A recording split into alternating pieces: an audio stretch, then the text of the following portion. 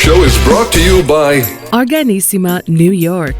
Your exotic skin, hair, and beauty source, and your one-stop shop for all your natural and organic skin and hair care, featuring authentic organic Moroccan oil and prickly pear seed oil and much more. Bringing you only the best, straight from the source and proudly produced in the USA.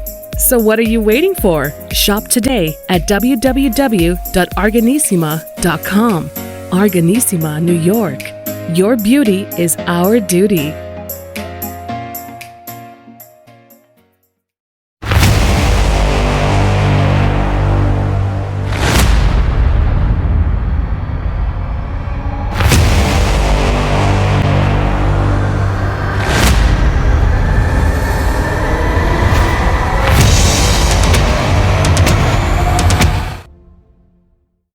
All right, folks. Welcome back to the iHealth channel, iHealth This is your monthly rendezvous with the one and the only Dr. Heim, all the way from Australia. This is Climb to Your Prime with Dr. Heim. It is time for mental health, and we had a month off, so we're back. The doctor is with us right now. He'll be joining us, and hopefully you'll be enjoying, some of his powerful responses to some of the key questions that we received at the studio. Just note this is a live show, so you can call us at 732-332-8493. It's on the screen, or you can also chime in through whatever you're watching today on the comment field and just hit us with some questions, and hopefully we can fit them in the call. So you can do either one. So we're looking forward to it. And without any further ado, here comes Dr. Heim. Dr. Heim, hello. Hello, Hurricane. How are you this wonderful Friday evening? Yeah, well, Friday, Saturday for you. Saturday morning for us as ever, yes. That's right. Well, again, it's amazing. I never get over that one. So we always have to start with that one, I guess. And I love your nice little the backdrop that you have, which is real. It's your window, and that's actually the bridge from Sydney, right? Yeah, that's actually the Sydney Harbour Bridge. And look, it is a beautiful bridge, and we've been having some terrible weather here, as a lot of the world has, but it's always just beautiful to look out over the harbour, over the bridge, and just sort of see some of the things that we humans have achieved and what we aspire to. So that's part of what we're doing, Hurricane. Well, that is great, and today I think I'm gonna just hide my name because that we talked about weather, and I do have a first question here that is actually regarding disaster and stuff. So before we get to the question, I know we have not spoken for about a month, and 2 months. This is like gonna make 2 months literally since we had the last show. We had a powerful show last time, and we've tackled some heavy duty topic that that is very tricky, and you've given us a lot of insights there. And I know we've talked also about doing a special show about relationships in light of your book that's coming up. Okay. And so we can refer to that at the end of the show today, and then maybe we can push for next month. If you're ready for that, we can talk about the book and just the relationships in general, because it's holiday season, so maybe we can talk about that, 'cause there's a lot of that stuff. That'd be lovely. Excellent. So doctor, we ready? We're ready to go, Hurricane. All right, folks, as I said, we are live, so you can chime in with us. We are live on Facebook, LinkedIn, Twitch, YouTube, and Twitter. So whatever your platform of choice, please chime in. You can write us your comments and chime in, and just type them here, or you can just email us, or you can just dial the number that's on your screen, and we have a ticker down below. So please join us in the conversation, and Doctor is here for you to answer your questions. Don't be shy. I know you don't have to say your name. You can be any name you want. You can be a planet name. Call yourself, Mars. It doesn't matter. But we just want to hear from you. All right. So I do have a first question, Doctor. And as you know, recently you just mentioned the weather. You've had rough weather there. I mean, it's been rough in a lot of areas. This is also hurricane season for us up in the northern hemisphere, and especially the States are getting a lot of that influx right now. We're in the middle of it, and so we're just past two. It was Fiona recently, and now we have Ian that's still going through the States. Actually, we're just getting, I guess, the remnants in the New York area over the weekend. So that's happening right now. As a matter of fact, my son is in Fort Myers, and he was right in the middle of it. So they've seen some real that have no power there, and so it's crazy. So I do have a question about that, and just the psychological effect of like disasters and stuff. So, question states: as some of the islands and states are feeling the impact of nature and hurricane devastation, what is the psychological state of mind when dealing with disasters? Does it fall under the umbrella of PTSD? What should people do to minimize this impact? Tracy, Florida. Okay, Tracy from Florida, that's a wonderful question, because there is a psychology around disasters and events like this. And the basis of it is that when weather events like this happen, we know that we are not in control. And that's actually quite devastating for the brain, because the brain likes familiarity. It likes to know that things are nice and predictable. However, we like a bit of novelty and a bit of difference in our lives to balance all the predictability. But that's basically where our brains are nice and comfortable, to have predictability and then bit of a change just to change it up. In a disaster event, an earthquake, a hurricane, a tornado, anything, we feel out of control. And one of the worst feelings for the brain is being out of control. In fact, when I work with people who have PTSD, let's say because they've suffered personal trauma, childhood abuses, the actual trauma itself is not the trauma that lasts on the brain. The trauma is that for those moments of life, the brain was not in control, that somebody else was in control of your life. So let's take an earthquake. Even though an earthquake may last for only 10 seconds, in those 10 seconds, the brain realizes I am not in control of my life. I could die at this point and there's nothing that I could do about it. And so it's being out of control that becomes the real trauma for the brain. However, that does not mean that everybody who goes through an experience will end up with PTSD. In fact, sometimes in society, we talk about it too much. And so there's this added layer of fear. Oh no, I'm going to get PTSD. Whereas all of our studies show that resilience is normal for humans. We're actually built to be able to withstand stress. Too much stress, we can't withstand, but a certain amount of stress, we can. So the thing to do is to get close to people that you are close to. So if there are people that you love, friends and family, particularly after an event, that feeling of huddling together, of just enjoying even a glass of water together, and that feeling of we survived this together is very protective. So I want to let people know, particularly people who are in Florida at the moment, this does not mean that everybody's going to get PTSD. In fact, if anything, it can let people know how important family and friends are to all of us. Thank you, doctor. And you know what? I it's amazing. Like I mentioned, my son, he's there, and they lost power, and we've been able to connect. And he's actually holding nice, and but they had no choice. They were there, and the state of a lot of people, because I asked them like how things going, and they're coping. I mean, it just they have no other way. Some people did leave the state, I mean, and wound up in maybe Georgia and other places, but a lot of people decided to just hang around, and they did. And so he can leave for various reasons, but he is coping, and his morale is a little down, obviously. So we have to talk about it, because it is not easy. I mean, before that, I mean, just the anticipation, especially with the news, it's coming, it's force winds, and you just don't know what to expect. People go actually to the stores, and they get all whatever, the water and stuff, because they prepare, which is nothing wrong with that.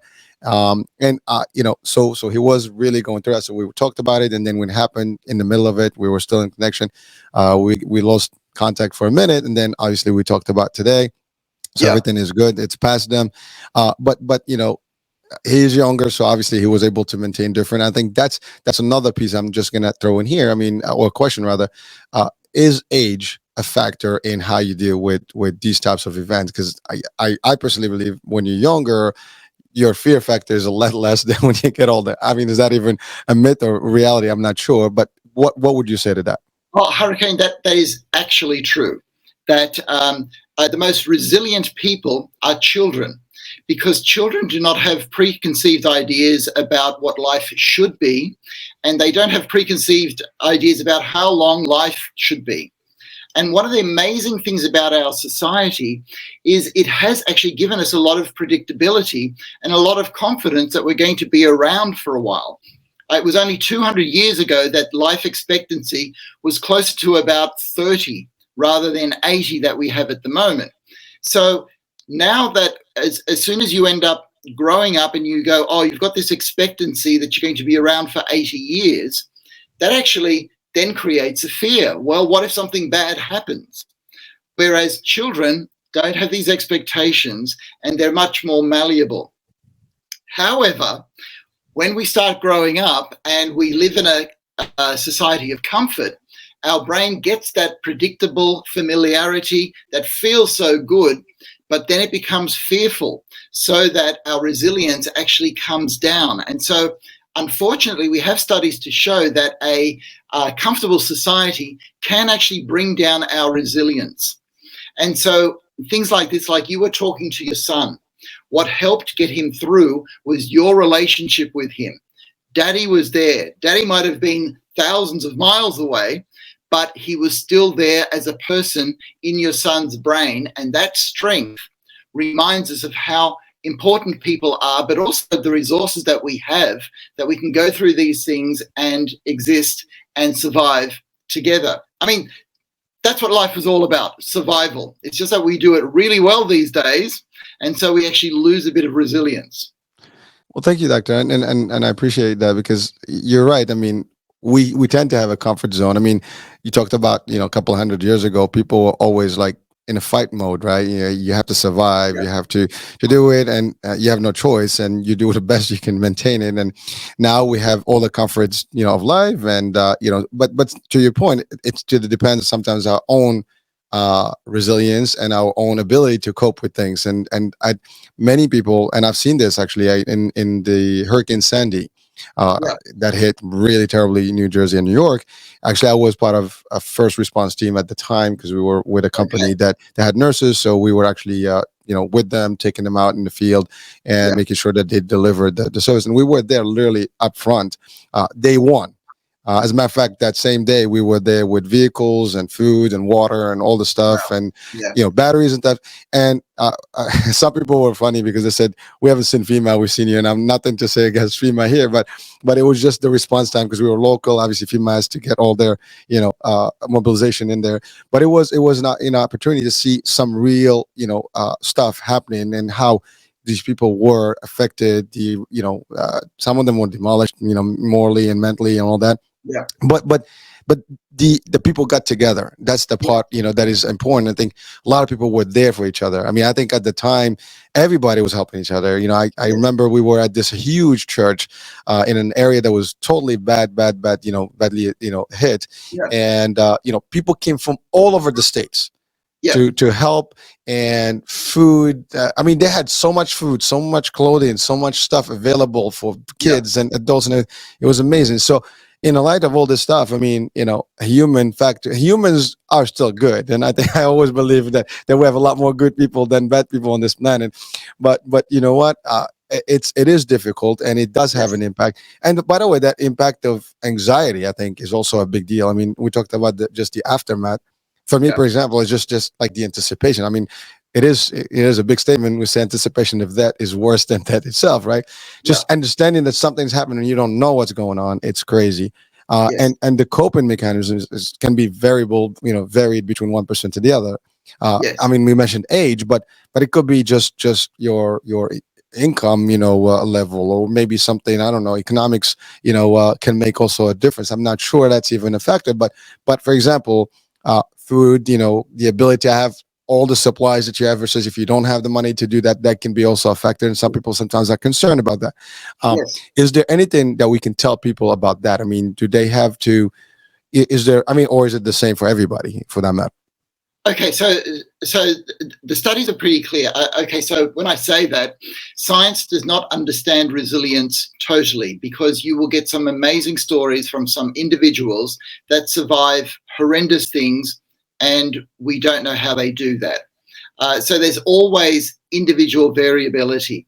But what the science tells us about how we cope through things like this, it's pretty clear. It's, do you have people around you? So you will often say that disasters will bring out the best or the worst in us. And yes, so a disaster that we went through in a city that we used to live was a big flood. And what would happen in that city is a whole bunch of strangers would just come into a house, clean the whole place up, leave some food and leave. And it was just amazing because people saw, as you said, the goodness in people. And that faith in humanity, that faith in humankind, when we see it, we go, oh, this is good. It's nice to be part of the human race. And so even though disasters, they're bad, they're challenges, but they remind us, as you said, that people are good and that we are part of something greater than ourselves. And so the science shows that as long as we are part of something greater than ourselves, and that greater than ourselves is normally a family. You grow up as part of a family, and then you have a circle of friends. And that is what keeps us resilient. I mean, there are other things as well. Just having gone through bad stuff means that you'll be more ready to go through bad stuff next time. Not that life is about going through bad stuff, but we do learn, we do develop skills, and this does make us more resilient. Thank you, Doctor. So, but I mean, for like you said, you talked about nature, right? Nature is part of our life. I mean, we exist in nature, and it is not it's not a surprise. It's not it's not something that we don't expect. We know that eventually something can happen in the world, like you mentioned, earthquakes and hurricanes, tornadoes. I mean, we have a whole tornado alley in the States, where it's very common, and there's a lot of stuff, right? Talking about rain and floods and things like that, and so people are living with that, so the ability to understand that it's happening, is important, right? Is there any coping format that we need to actually establish in our mind, or is it automatically done as just something that is built in, which is the flight mode, what we call the fight and flight mode? Yes. So is that really what triggers us from really understanding it is happening, and we will eventually just prevail by default? Okay. Unfortunately, we don't always prevail. Right. Okay. Down, Well, we hope so, but no, exactly. But it's almost as though life is designed to give us problems so that we get better. Whatever that means for each person, life is designed for us to get better. So yes, we do have this fight and flight mode in us that puts us in a different state of consciousness, so that we can do things quickly, simply to survive. But the question is, and this is a question that's fundamental to a lot of psychotherapy, and this comes from, and I think I've spoken about this before, a Greek Stoic philosopher called Epictetus, who basically said, we've only got one question that we've got to ask ourselves. What can I control, and what can't I control? And the thing is that whatever you can control, concentrate on that. Whatever you can't control, I know it sounds like a cliche, but don't worry about it, because there's nothing that you can do. All right, so Caroline, my partner this morning, wanted to do the washing. She wanted to wash all our clothes, but the thing is that it was raining, and she got really upset about that. And we had a little conversation about, you can't control the weather. And just after that conversation, she let go at wanting to control the weather and found something else that she wanted to do. Okay. and we go through these things all the time, as far as what I can control, what I can't control in my life. And so if it's a disaster, or preparing for a job, or meeting somebody new for the first time, we may worry a lot, but the question is, what can I control? Well, you can control what you look like, how you come across, okay, how you prepare for an interview, how you prepare for a tornado or a flood. But there are a lot of things that you can't control. You can't control an earthquake. You can't control a tornado. You can't control a flood. You can't control the economy, right? We can all do our little bit. Mm-hmm. But if we do that, then we have that as a primary coping mechanism for ourselves. It at least lets you know, what do I have to do in this situation? And you might be called upon to do a lot. You may be called upon not to do much at all, but just asking the question, what can I control? What can't I control? What am I going to do? One of the best coping mechanisms. Very difficult to actually put into practice, though, Hurricane. I'm still working on it myself. Yeah, and it's funny. It just happens that I had a similar discussion just today. We were with friends at a meeting, and we were just having that discussion about the circumstances. And you know what? I look at it this way. Can I do something? Exactly what you said. I mean, this is true fact. I mean, I can call up the guy right now and have him on the show, but that's exactly what I said. Like, why would I worry about something that there's nothing I can do to impact it, and therefore, it's just irrelevant. I'm just gonna put some more energy on it, and I'll still be at the same spot instead of just taking that energy and roll it out something better where I can just get more outcomes, right? And that's really I think it's the only formula that would work for everyone, providing they'll apply it. As you said, it's not easy, because just the fact that you let go and just like, okay, whatever, you just, it's almost like giving up on that, but you cannot do anything about it, as you said. Well, so what's the fuss, right? Well, that's true, but let me talk about how to actually do that, because we're sort of saying, okay, this is what you got to do, but when you're keyed up, when you're worried, when you're anxious, how do I actually let go of all of that? And so there's a few things that you can actually do. And as a psychiatrist, what I use a lot is just deep breathing. Just stop whatever you're doing, sit in a chair, breathe in really deep and slowly, and breathe out really deep and slowly. And you do that about 5 times. And the thing is that you close your eyes as well, because we have studies that show that when you close your eyes, your brain waves change automatically. They change from what we call beta to alpha. Now, alpha is they're slower brain waves, which means they're more relaxing brain waves. And if you're really tensed up while you're deep breathing with your eyes closed, you actually go through a mental walk through your whole body, and you tell each group of muscles to relax. You say legs, relax, thighs, relax, hips, relax, chest, relax, shoulders, neck, relax. And you do this slowly. You take about 5 or 10 minutes to do this, and you will find yourself in a clearer state of mind where you can think more clearly, and then you go, okay, now what can I do? What do I just have to accept? And you will be much more effective as a person. And that takes practice, Hurricane. It takes a little bit of practice every day, but we actually get better at it. Well, doctor, I have to thank you, because I know we talked about disaster and you can expand a little bit, but I think it's because this is beyond, because you can use this for almost everything in life that you face. And I love it, because you just gave everybody right now, this show could be your little pill, right? You just have to watch it and know exactly what to say, how to do it, and practice it over and over. And you can certainly, just be better, and just, you can face the world with that matter, day in, day out. So thank you for that, doctor. I appreciate it. And it was amazing, Hurricane, because while I was saying that, you were sitting there, you had your eyes closed. I did. You put yourself into this half meditative state, and you did exactly what we all could be doing. All right. So let's say you're waiting for Cyclone Ian to turn up, and all the news is saying it's coming, it's coming, it's coming, and it's going to be bad, it's going to be this. And if you listen to all of that, then you actually get tighter and tighter and more anxious.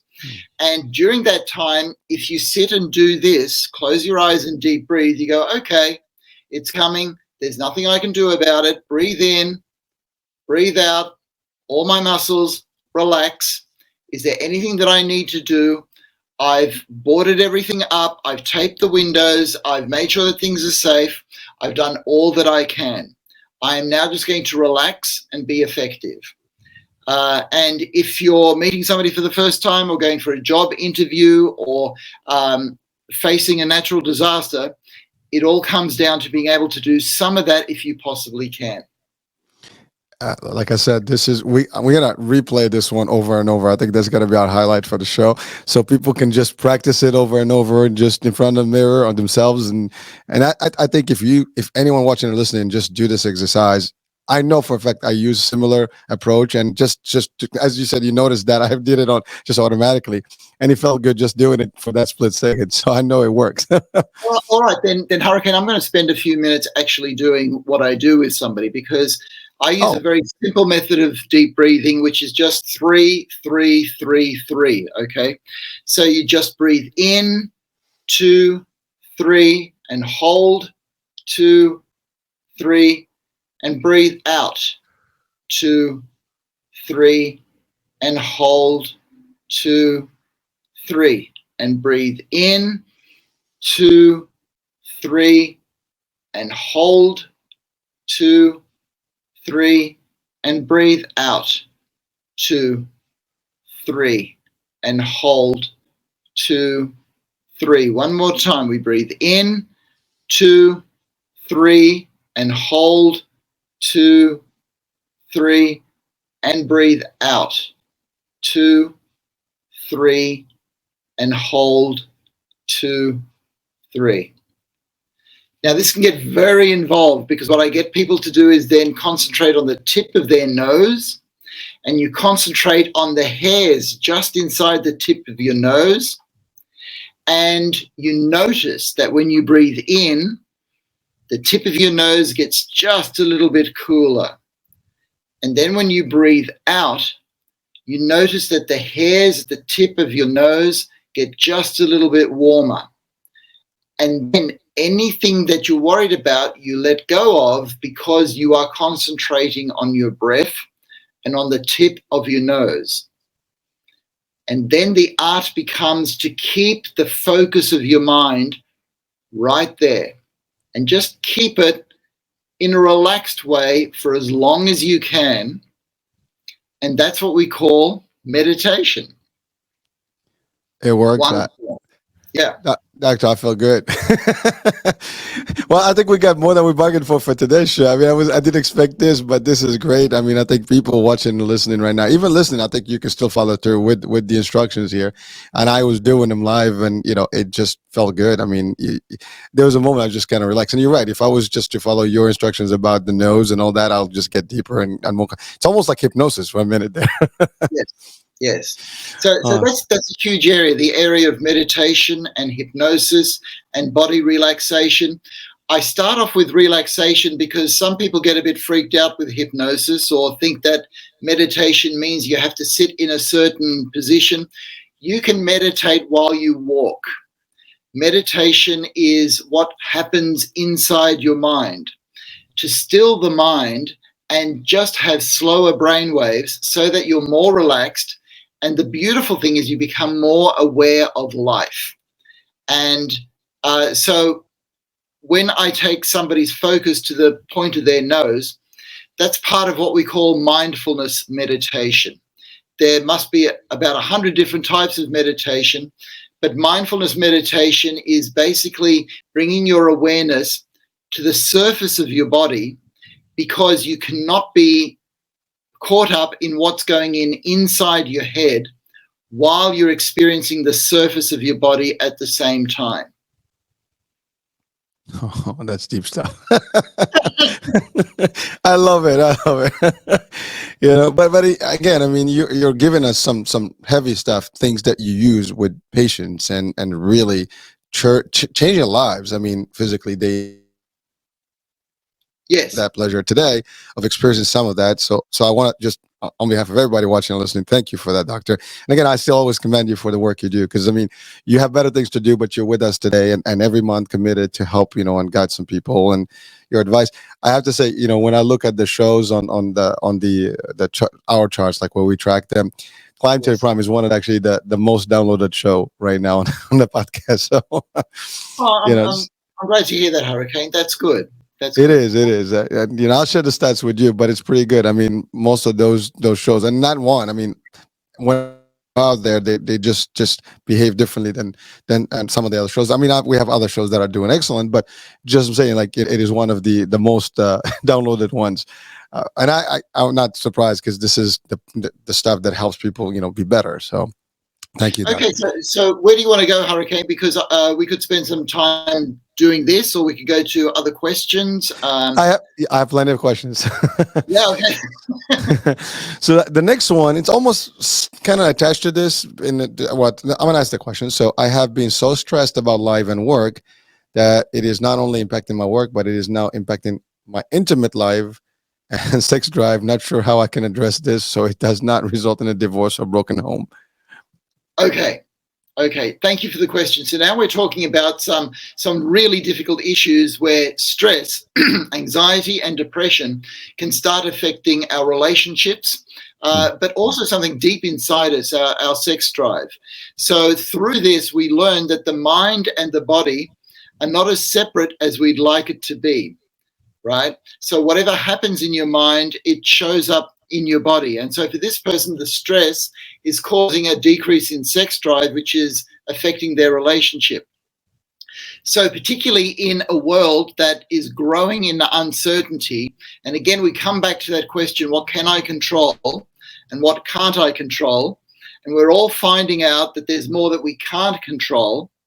So the question is, how do we then make it so that we don't lose our sex drive, we don't lose our relationships?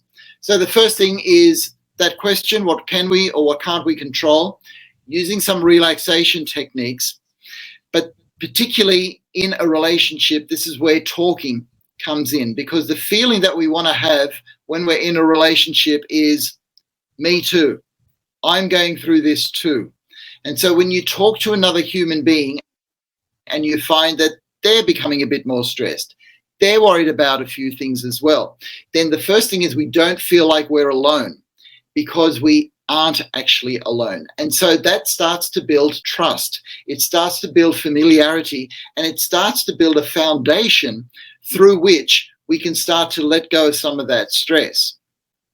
Then to use these kind of techniques to do away with the stress. And if somebody is really stressed, Hurricane, then sometimes exercising is a better thing to do, because it's a very tight energy and you've got to dissipate that energy while relaxing the whole body.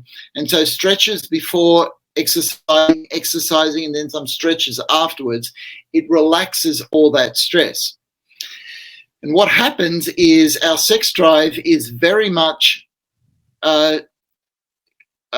related to our parasympathetic nervous system. Now, what that means is we've got to be in a relaxed mode to be able to get sexually excited.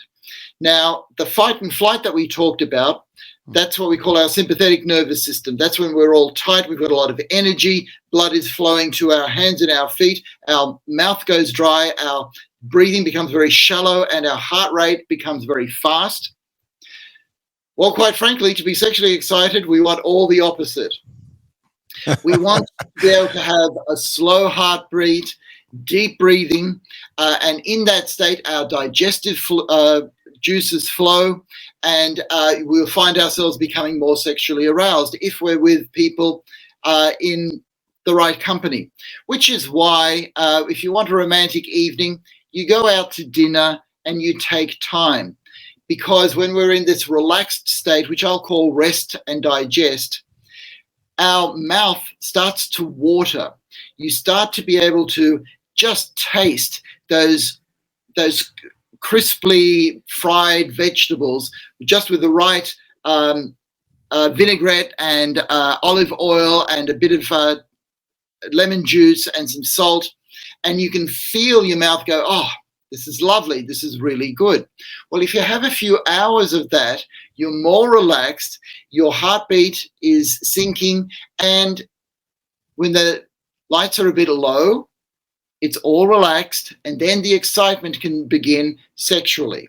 So if you're in relationship with somebody, you have these conversations to find out what people are anxious about. Then you do these exercises, you exercise through the day, but then in the evening when it's time to have something to eat, you want to wind down completely. And that will pave the way for better intimacy in a relationship.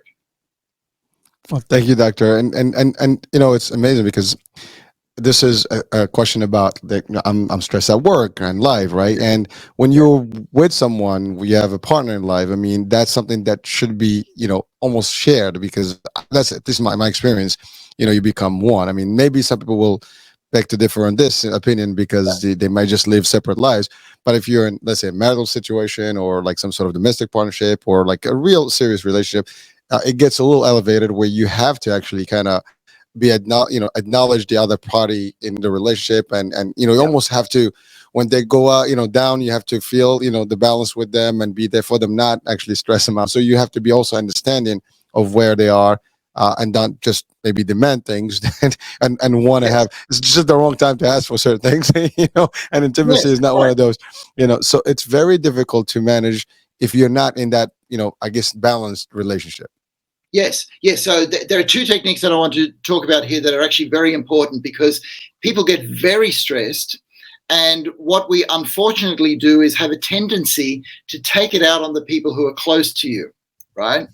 Now, so the thing is that, let's say anybody can come home from work and get really stressed out and get really angry, and before you know it, you're biting the head off of the people that you love. Not a good situation. So two techniques, and the first one has to do with after work. And this is something that I used to do every day. When you finish work and you have built up stress from the day, don't go straight home. Go to a park, walk it out, go to the ocean, go for a swim, go to the gym, work it out, do something so that you take all the stress out of your body, and you are able to dissipate all that energy so that you're not a stressed bundle of nerves when you get home, right? So that when you're with the people that you love, you don't have to take out your stress on them, because you've already done something else. You've done some exercise, you've gone for a swim, you've gone for a jog, you went for a walk. So that's the first technique. Between work and home, even if you work from home, just go outside and go for a jog or spend some time by yourself, and then you come back a different person. So the second technique is when you're with the people you love and you've had a stressed day, you put it into words. Hi, I'm home. I've had a really stressful day. This happened and that happened. And then what you're actually doing is you're sharing your life with them. You're letting them into your head. And other people actually love that. It's a privilege to be inside your head. And then they can go, oh, that was terrible. That was hard. Is there anything I can do to help? And you are in relationship rather than being angry and then sort of tripping over toys and getting angry about that, or angry because something's out of order, or whatever it happens to be.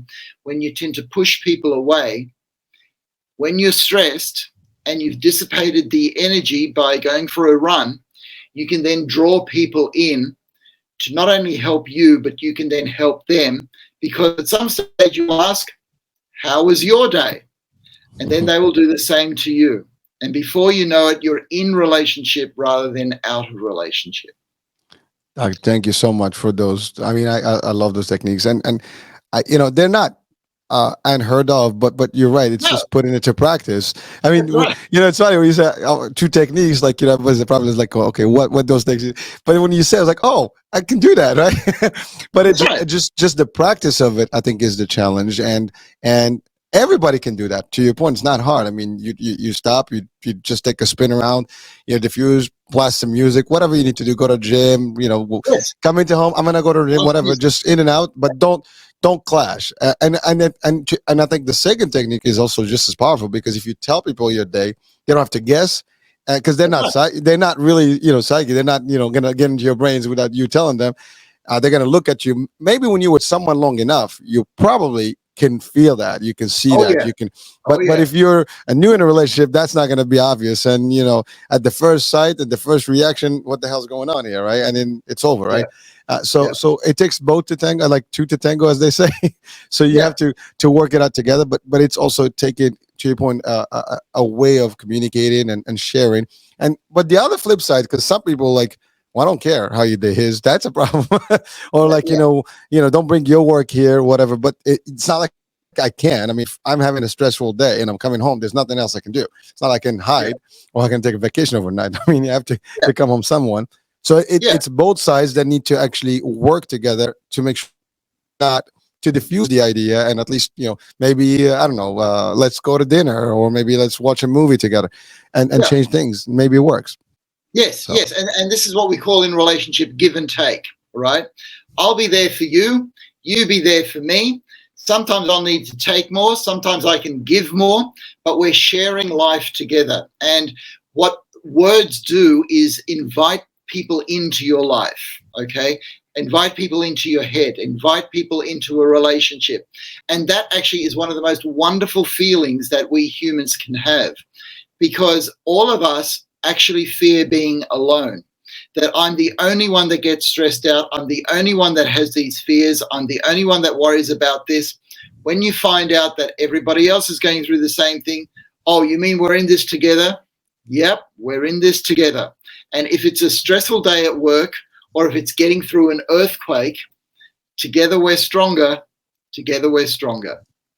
in unity there is strength. There's no doubt. Yeah. All right, Doc, thank you so much. So I have another question. It's still related to stress, but it's something that, so the CDC just announced that suicide rate is as high as it gets. What can we do to help reduce this as individuals and or community? How can we prevent friends and family to entertain such a decision? Okay. I'm assuming All they're right. referring to the suicide. Yeah. Yeah, now, unfortunately, particularly in the States and in Australia, suicide rates have been rising steadily, dramatically. It's bad news, Hurricane, particularly in the last 25 years in these countries for some strange reason. And all right, I'm going to say something really silly, and that is what we can all do individually is look after our own mental health so that we don't get depressed, so that we don't feel the need to do away with ourselves. Now, unfortunately, I have worked with a lot of people who have done away with themselves, and each case is very, very sad, because each case was a beautiful individual that had a life of potential, but life became too painful. Now, doesn't matter how much pain we're going through, and yes, it does matter, when we're able to share that with people, the pain level comes down. So why is it that in these wonderful societies like the USA and Australia, people are taking their own lives more and more? And it has something to do with the feeling of being alienated. I'm not part of it. Nobody knows me. Nobody understands what's going inside of my head. So the techniques that we spoke about, which, as you said, they're just common sense techniques. Speaking to other people, dissipating stress before you get home, talking to somebody, right? So they did some studies in Japan to find out what we can do to bring down the suicide rate. And the big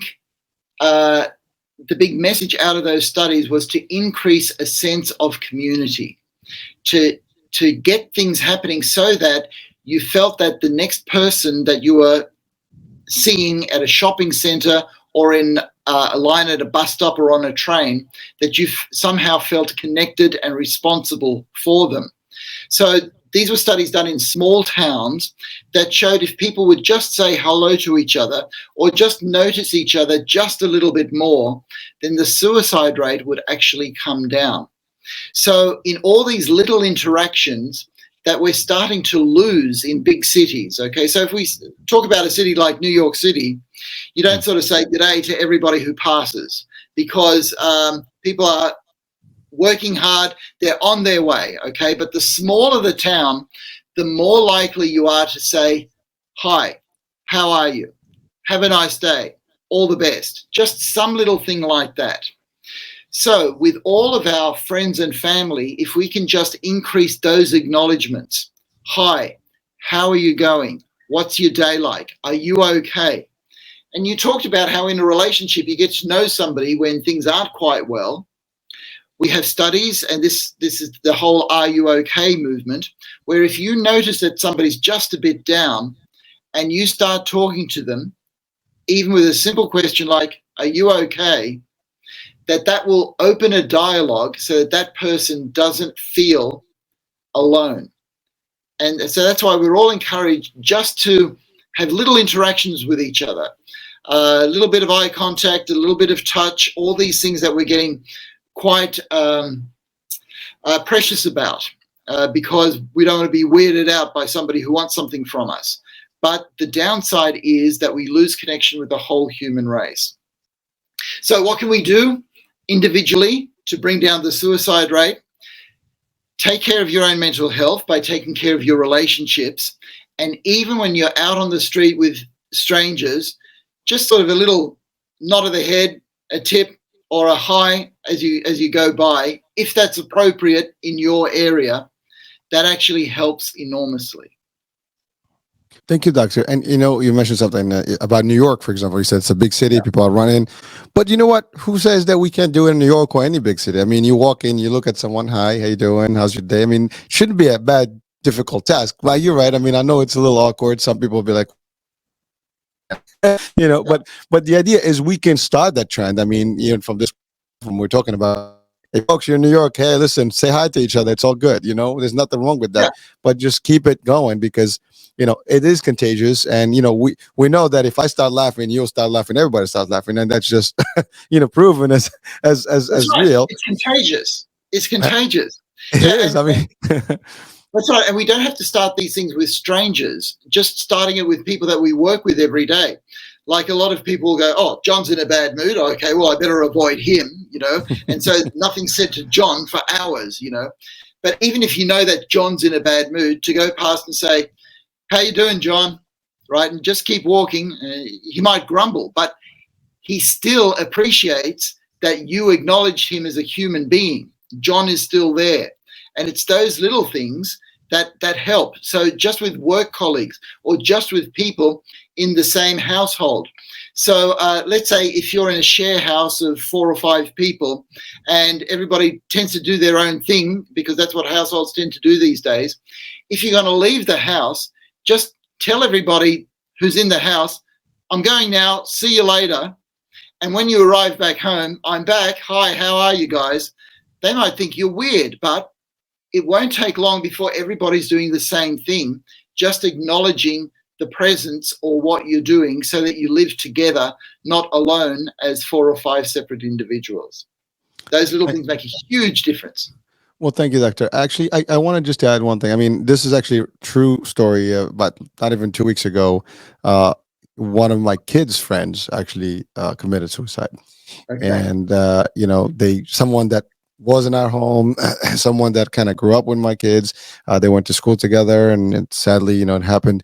And it was kind of like devastating for the kids because it was just like, someone that's close. I mean, you hear about it is one thing, but it comes close, to you. It's a little more difficult. And I've had actually even my own personal family members, someone that I did without, their life. And it was just, devastating for a lot of people.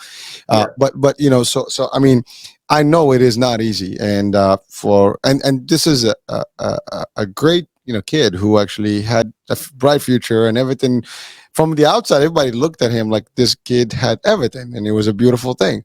Yeah. But somehow something behind the scene was there and no one figured that out. And no one knew about it until it was too late.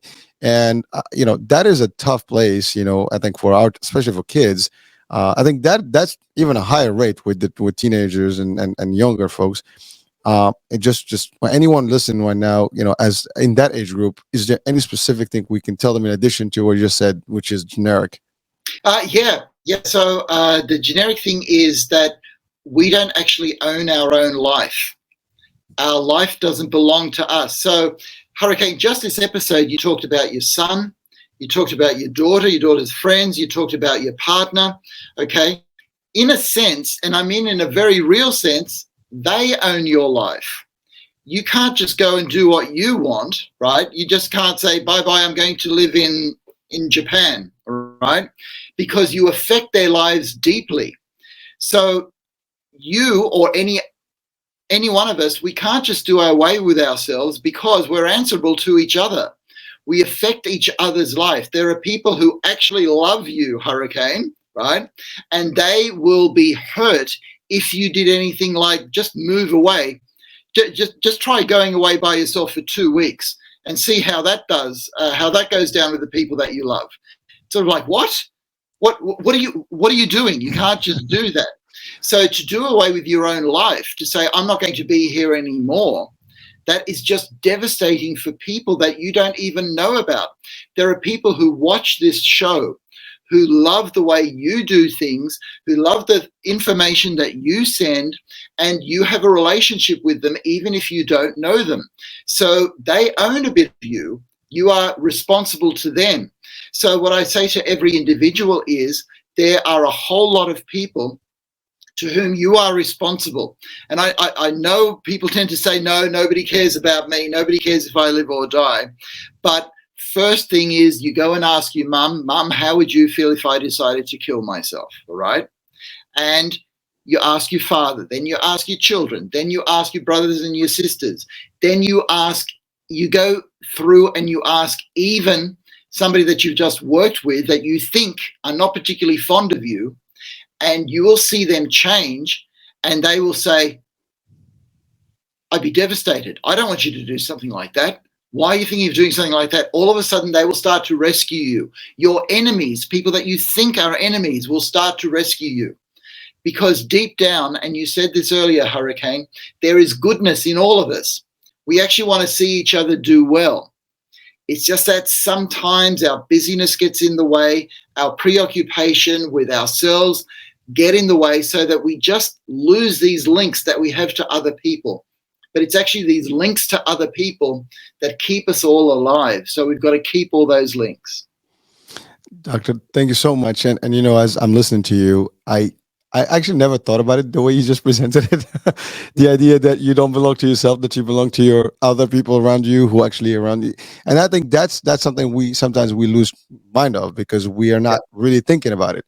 You really put it in a way that I don't know if people are watching right now, listening, you're probably going to be like, wow, I mean, that's deep. And it is deep because you're right. This is not for you. I mean, when you said your life doesn't belong to you, I'm thinking religious, God, something. And then all of a sudden you say, well, the people that love you, that are around you, and they will not. And you know what? You don't think about that because that's the thing. Like, sometimes we're so caught up in ourselves that we don't think about, who you're affecting, with your decisions. And that those decisions can be material decisions, physical decisions, or detrimental or bad decisions such as this one. But either way, you have to think about everyone around you because there is a surround, and there's an entourage, whether you like it or not. And someone can be living alone. They still have people that they interact with. They will, like to your point, they will miss. If you don't go to the same store and they miss you, I haven't seen you in a while. That's right. Now, I've quickly got to talk about college students, all right? Because when you leave home and you go to college, that is one point in your life when all of a sudden you have so much freedom that you've never had before, that the things that I'm saying start not to make sense because you feel as though, your parents are happy to get rid of you, right? You don't have school teachers where if you don't get an assignment in at school, they will chase you. Whereas if you go to college or university and you don't put an assignment in, they don't care. That's your business. If you don't turn up, they won't chase you. So all of a sudden you feel that you have all this freedom, and that feeling of freedom is wonderful. But you need to remember that your parents are just at the end of the phone, all right? There are good friends that you have grown up with that are just at the end of a phone, all right, or that you can connect with, and that the reason that you're at college is to readjust where you're going in society so that you can actually then be answerable to other people again, so that you can have a love partner who would be devastated if you left even for a few weeks. Or one day you will have children who depend on you for their very lives.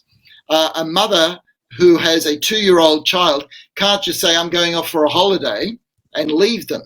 They will die. That you actually have human beings dependent on you for life. And this might sound scary, but it's actually wonderful. This is actually what we want. The most amazing feeling that we get is being useful to each other. This is the most amazing feeling for a parent, to know that there is people depending on you and you come through for them, right? And that is just knowing that you're doing a good enough job for your kids makes you realize that you have a purpose in life, right? And that is an amazing feeling, and we all crave that feeling. It's just in college years, you don't get much of that feeling because you're being prepared for when that feeling will come to you. Wow. Thank you. Doctor, it's funny. You talked about that sense of responsibility, and Yeah. this week alone we had two shows, and we talked about our furry friends and animals, and one of the discussion we had is like the responsibility that comes of having pets and family pets members, and it was just even thinking about that itself, when you think about it, like you don't just leave an animal and go on vacation. You have to think about where you're going to put them and stuff, because they become body family and they really become family members. So That's right. it's beyond just it's the human, anybody that's on your life, Yes. as is somebody that you're going to impact and affect with your decisions. And so I hope that your message, doctor, has been clear to our audiences, and maybe this can prevent from someone even thinking about this type of decision in their life. Well, then I'm going to give something very concrete to somebody who's contemplating suicide. Okay? This is going to sound very strange, but I mean it very sincerely. If somebody, let's say in their 20s, is thinking of doing away with themselves, all that they need to do is find one useful task.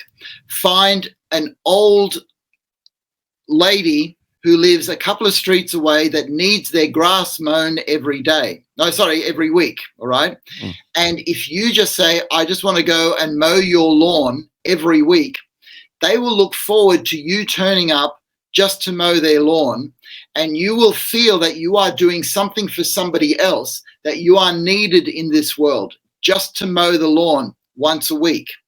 So the way out of feeling suicidal is to feel that you can be useful to somebody else, even in a small way. And going back to animals, I have had patients who will not kill themselves because they have to look after a dog, okay? Because nobody else can take care of this dog the way that they can. And that is good. So if we can increase that feeling of usefulness for somebody else, you just go up to somebody else and say, can I do something for you? That actually becomes life-saving for a lot of people. Doctor, that is super powerful advice, and I think we all can use that. I mean, not that we're entertaining anything, but the fact is, in life, to your point, the more, like, again, like you mentioned something about the show, people that may not know us, this is something that I live for right now, and I enjoy it, and I want to continue doing this for as long as I live, to help as many people. And it's amazing because it does give you that sense of like almost responsibility, that you need to be there, you need to do this, and it's a commitment. And the more you think about your commitment, nothing else matters, and I think that's really important to take as a lesson, so.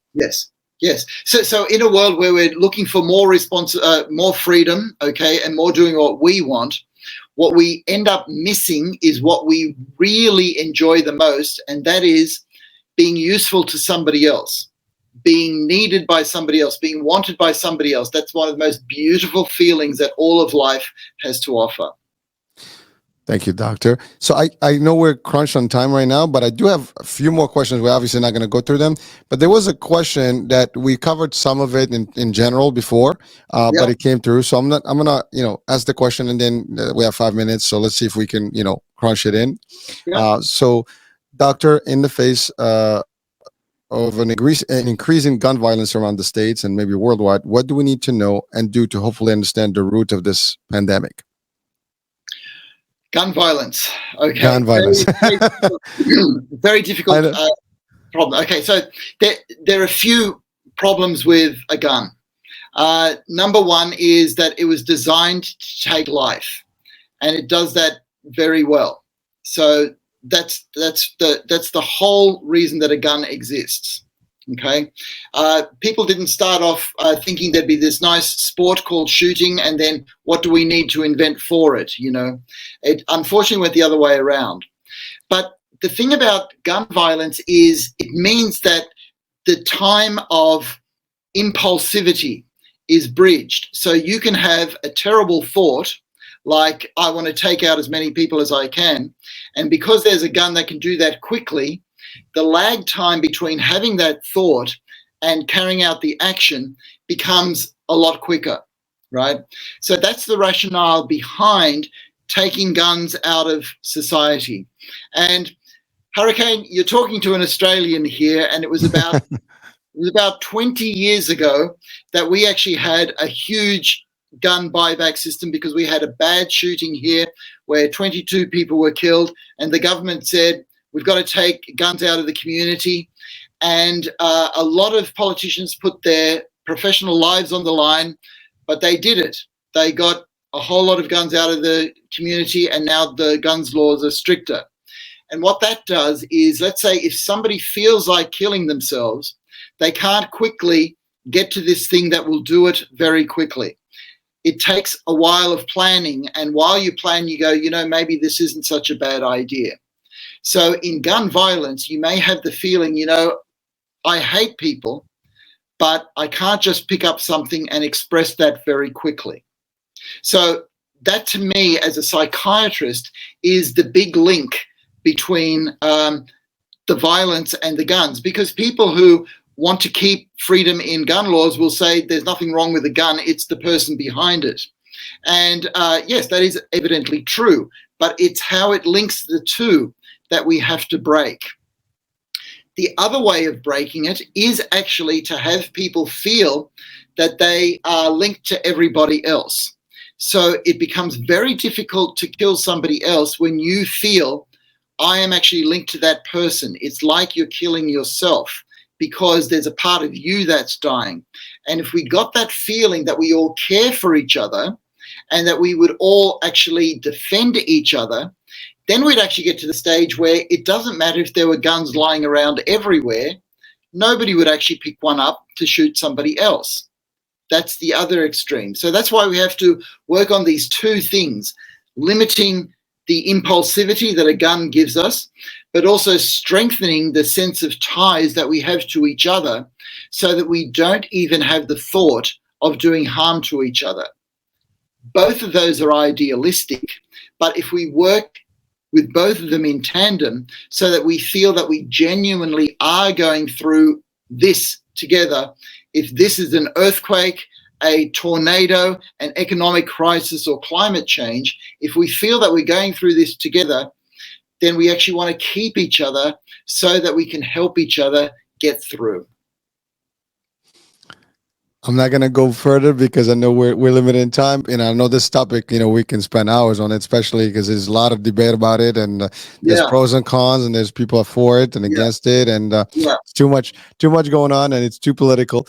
But for me, just I guess an individual person watching and listening, there is obviously a huge thing that is real. It's happening, and we need to cope with it. And obviously, doctor has given us some advice on how we potentially can mitigate and then actually even navigate this whole ordeal and work through it with less conflict, I would say, and hopefully never have to deal with it. So the thing is, Hurricane, that as a psychiatrist, I've worked with individuals, and so I know what works for individuals. And the challenge is to get the ideas that work for individuals to a society level, because when it comes to mass shootings, we feel helpless because it's something out there in society. I wouldn't do it, but how do I make sure that other people don't? And so society is just the individuals, but it's something more as well. And that's where this show that you're putting on at the moment is able to start moving the conversation so we start feeling like a society of individuals that actually belong to each other and are responsible for each other as well.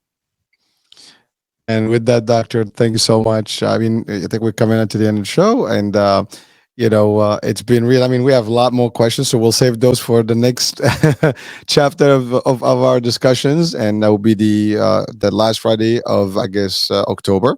So stay tuned for that one. And folks, please do send us your questions at hurricaneh@ihealthradiousa.com, and or you can call the number 732-332-8493 when we're live, and we can take your questions right on the spot. Dr. Heim is committed to us. Also, you can watch this show over and over. It's evergreen in all the podcasts and on the radio and YouTube and all the platforms that you can either see it or watch it. You can have it, and on Facebook, so social media, etc. So that being said, Doctor, thank you so much for being with us today and for Thank your you, time. Hurricane. Thank you. Appreciate it. Thank you. It's always a pleasure to be here. Thank you, sir. And it is our pleasure and honor to have you. And folks, it is the end of the show. So we'll be talking soon. New day, new show, new topic. But stay tuned for Dr. Heim and Climb to Your Prime with Dr. Heim at the end of October. We'll talk soon. Bye for now.